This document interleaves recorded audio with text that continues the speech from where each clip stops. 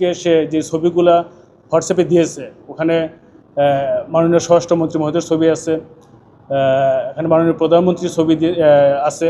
এগুলো দিয়ে সে বিশ্বাস অর্জন করতে চেয়েছে যে তার সাথে বড় বড় রাজনৈতিক ব্যক্তিবর্গের সাথে পরিচয় হয়েছে এবং সে তাদেরকে ইউজ করে চাকরি পেয়ে দিতে সমর্থ হবে মর্মে তাদেরকে অবগত করেছে।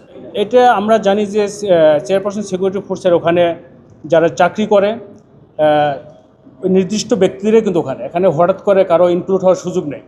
সে এটা প্রতারণার মাধ্যমে তৈরি করেছে এবং সে বোঝাতে সমর্থ হয়েছে যে সে পলিটিক্যালি হাইলি কানেক্টেড, সে একটি বড় ধরনের প্রতারক।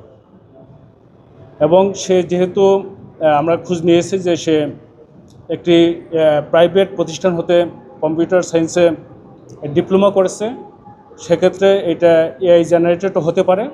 বিষয়টি আমরা যাচাই করে দেখছি। যদি এই ধরনের আরও কোনো কিছু আমরা পাই, সেক্ষেত্রে পরবর্তীতে তার বিরুদ্ধে হয়তো আরও আইনগত ব্যবস্থা নেওয়া যেতে পারে।